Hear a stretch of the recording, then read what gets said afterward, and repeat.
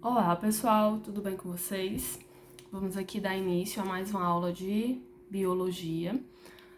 Hoje nós vamos falar, de uma estrutura celular chamada de membrana plasmática.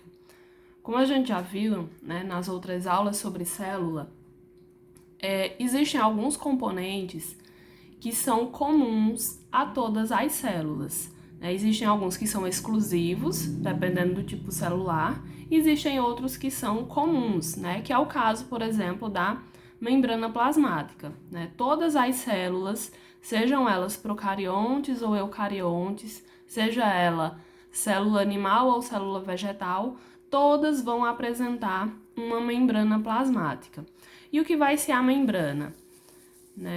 Se a gente pensar numa estrutura de célula, pensar aqui numa estrutura bem simples, a gente vai ter um envoltório que delimita a célula, a gente vai ter todo o conteúdo interno e a gente vai ter o núcleo, Isso, claro, se a gente pensar nas células eucariontes.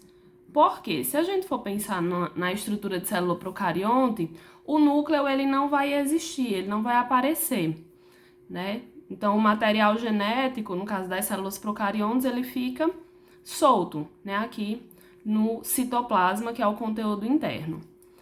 Mas a gente tem aqui essa estrutura, que dá limite e que envolve todo o conteúdo interno da célula.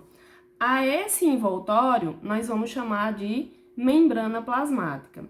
É claro que existem algumas outras células, além da membrana, pode existir um outro envoltório, como é o caso da parede celular nas células vegetais. Mas a parede celular ela não é comum a todas as células. Porém, a membrana plasmática, ou também conhecida como membrana celular, ela sim vai ser comum a todos os tipos celulares. Bom, se a gente observar aqui, parece que é só uma camada simples. Mas a estrutura da membrana, ela é uma estrutura com bastante estruturas, como a gente pode observar aí. Vamos imaginar que a gente deu um zoom, na membrana. E aí a gente tem toda essa estrutura, certo? Pensar que aqui a gente tem um corte, da membrana plasmática. Primeira coisa que a gente pode observar é que a membrana ela é formada por uma dupla camada, Então, olha só, até aqui, por exemplo, se a gente passar um tracinho aqui a gente tem uma camada e aqui a gente tem outra camada, certo? Então, a gente diz que a membrana plasmática ela é uma bicamada ou ela é uma dupla camada, certo? Porque ela é uma camada formada de duas partes, certo? E aí a gente vai ter o que vai formar essas duas camadas. Se a gente observar aqui, vamos dar outro zoom, a gente vai ter uma estrutura chamada de fosfolipídio.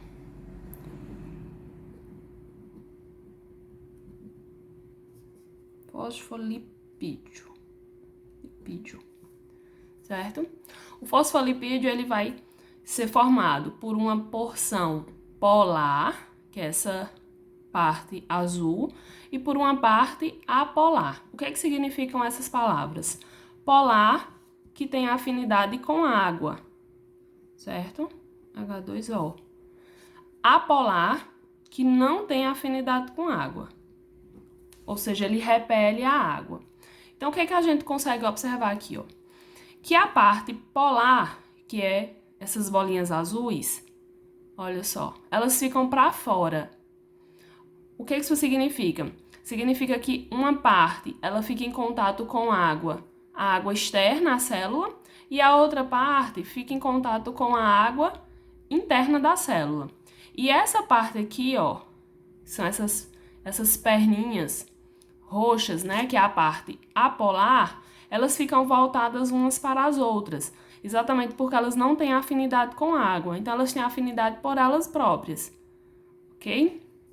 Só que além dos fosfolipídios, na membrana a gente ainda vai encontrar também proteínas, né? Proteínas que estão inseridas na estrutura. Essas proteínas, elas podem ser proteínas que atravessam a camada da membrana inteira, por isso elas são chamadas de proteínas integrais, ou elas podem ficar grudadas aqui em certas partes, né? Como aqui, por exemplo, que são as proteínas periféricas. No caso, as proteínas periféricas, elas não vão atravessar a membrana inteira, certo? Por exemplo, aqui é uma proteína integral, certo? Aqui eu tenho só a proteína periférica, como se a proteína integral ela tivesse inserida dentro, né, da dupla camada. Aqui ficou para fora só a proteína periférica. Além das proteínas, a gente pode ter também glicídios, né, ou carboidratos. Esses glicídios parecem anteninhas, eles vão auxiliar a membrana num processo que a gente vai chamar de processo de reconhecimento. O que é isso? As células, elas se reconhecem, né? Uma célula reconhece a outra. Inclusive, elas têm a capacidade de repelir células, por exemplo, células invasoras, através desses glicídios. E, além disso, a gente pode encontrar também colesterol, né? Aqui em algumas partes também da membrana plasmática. Importante a gente saber que a membrana, ela tem uma característica muito importante chamada de permeabilidade seletiva. Permeabilidade seletiva. O que significa essa palavra, esse termo tão grande? A membrana, ela permite a passagem de substâncias por ela, né? Só que não é qualquer substância que vai passar por essa membrana plasmática. Então, a gente diz que ela é permeável, porque ela permite a passagem de substâncias, porém, ela vai selecionar quais são os tipos de substâncias que podem entrar e também quais são as substâncias que podem sair. Quando as substâncias elas forem muito grandes, elas não vão conseguir ultrapassar os poros da membrana, né? Elas não vão conseguir passar aqui por esses pequenos espaços que existem entre os fosfolipídios.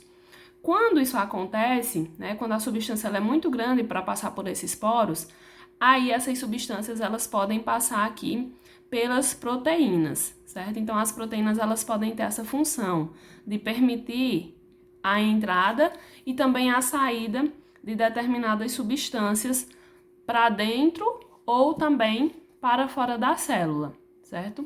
Isso vai acontecer quando as substâncias elas forem muito grandes para atravessar esses pequenos espaços que existem entre os fosfolipídios, ok? Próxima aula a gente vê mais algumas características da membrana, então até lá. Se vocês tiverem gostado da aula, peço que curtam, compartilhem e se inscrevam no canal. Até a próxima!